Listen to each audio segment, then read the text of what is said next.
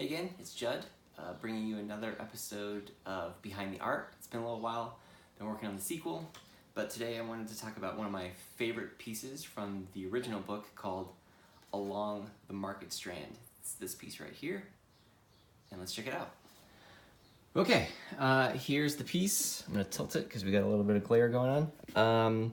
This is Along the Market Strand. So, like I said in my intro, this is my absolute favorite piece from the first book, which is why it's the only one framed. And what I like about it is just, it's the culmination of all the feelings that I really wanted to communicate with the book. It's got this drama, sort of Sophia's loneliness in the foreground there, this overwhelming scale of things that you don't understand. It's a little bit looming, but it's a little bit beautiful at the same time. And there's a lot of energy to it, and that's what I really like about this piece.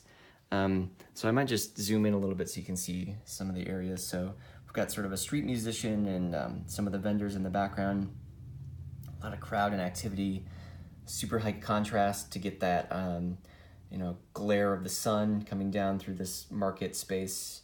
Here you get the food vendors cooking away in there. In the distance, you got to have birds, of course, not just for scale, but they pop that negative space. So it's a nice way to add some whites to that. Same thing with these cables and lines and whatever. Here we got the flags or cloth vendors, or it doesn't really even matter. It's just splashes of color that I really, really like. And that's why I like more of this in impressionistic style, because I don't have to really define this stuff that much. Let people kind of interpret it themselves. Above you get all the architecture of Luminia, or at least hinting at it, and then these big kind of banners sweeping across the avenue, casting these big shadows below. Again, they don't really have to make a lot of sense. It's all make-believe anyway. So yeah, it's just a really awesome piece. Just in the sense that it was what I was trying to say, and I didn't kind of botch it for technical reasons. So from a planning perspective, here's, I've shown some of these before, but pretty true to my original gouache black and white sketch here. So we got the big frame in the background, a lot of the vendor stuff. I knew I wanted that. The scale is a little off in this. It ended up being a little more dramatic. The people were even smaller, which I really like. Anytime I can go bigger and make people feel smaller, I'm happy.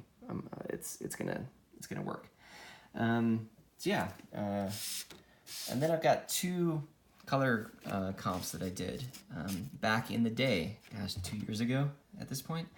So on the one hand, this was a little warmer overall, specifically like here with some of the accent colors.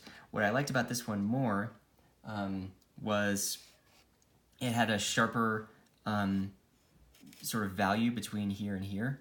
So much lighter against much darker, and here too. So if light's coming through here, it's bouncing off this and highlighting this whole area. So here it's a little duller, which doesn't work as well, right? Because then it doesn't make sense that these awnings wouldn't be quite so lit.